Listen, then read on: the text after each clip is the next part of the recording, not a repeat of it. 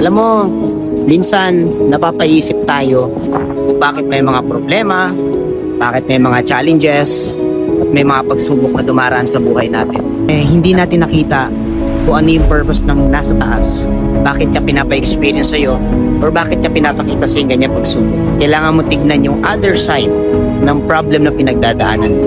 Kasi minsan, yung pinagdadaanan mo, maybe, may magandang biyaya at magandang blessings yan kinabukasan. Kasi naniniwala ang Diyos, sa bawat problema pinagdadaanan natin, may maganda laging kapalit. Okay?